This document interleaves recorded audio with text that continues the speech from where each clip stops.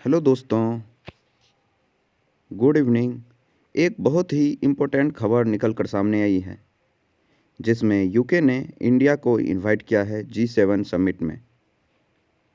G7 जिसमें 7 विश्व के विकसित देशों का एक संगठन है, जिसमें UK, Canada, France, Germany, Italy, Japan, US and European union शामिल है। ये एक ऐसा फोरम है जो कि वर्ल्ड का सबसे influential and open society and advanced economy are brought together from close night discussion। यहाँ पे यूके ने इनवाइट किया है 3 देशों के लीडर को, जिसमें India, Australia and South Korea है, जिसे गेस्ट के रूप में इनवाइट किया गया है। और ये यूके के हाई कमीशन के द्वारा कहा गया है कि इसमें India, Australia and South Korea भी पार्टिसिपेट कर सकती है। और यह एक बहुत ही अच्छा खबर है।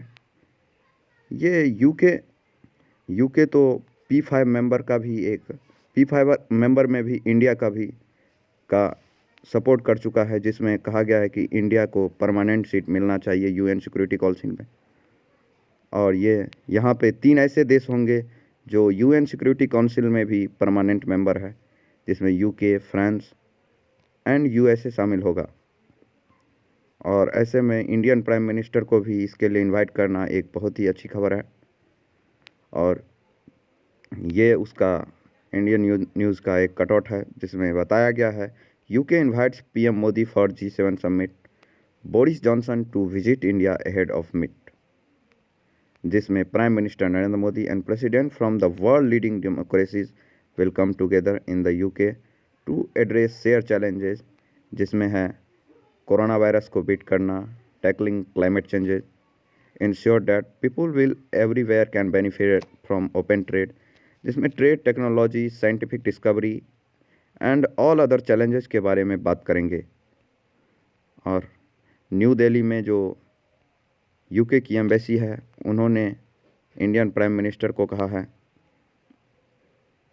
और ये है फ्रांस में हुआ G7 का एक समिट, जिसका पिक है, जिसमें इंडिया भी इनवाइट किया गया था।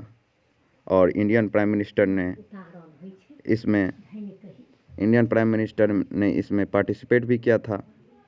और ये G7 समिट बहुत ही इम्पोर्टेंट है। शायद ऐसा माना जा रहा है कि G7 का विस्तार होने वाला है, जिसमें G7 को D10 बनाया जा सकता है।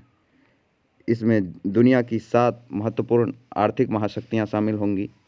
और इंडिया, जो कि एक वर्ल्ड की बहुत बड़ी इकोनॉमी होने के साथ साथ दुनिया की सबसे बड़ी लोकतांत्रिक देश हैं। और ऐसा माना जा रहा है कि ब्रिटेन के कॉर्नवाल में ये 11 से 13 जून के बीच आयोजित किया जा सकता है।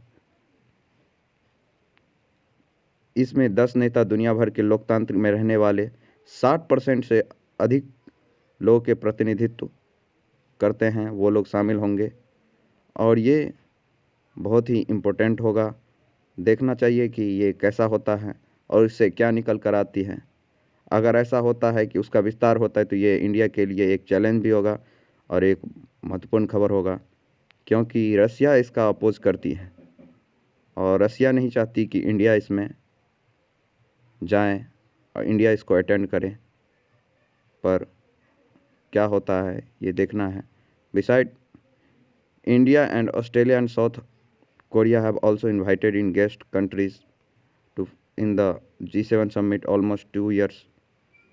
वैसे तो इंडिया दुनिया की 50% से अधिक वैक्सीन्स का उत्पादन करती है, जिसमें यूके एंड इंडिया दोनों साथ साथ काम भी कर रहे हैं कई जगहों पे। Our prime minister speaks regularly and prime minister Johnson has said we will visit India ahead of the G7, the statement said. Prime Minister and President from the world leading democracies will come together in the UK to address shared challenges from। ये बहुत ही important खबर है, जिसमें India को UN security council में भी support मिल सकता है, क्योंकि यहाँ पे विश्व की महत्वपूर्ण देशों के नेता शामिल होंगे। और देखते हैं इससे आगे क्या खबर निकल के सामने आती हैं। तब तक के लिए खुश रहिए। जय हिंद, जय भारत।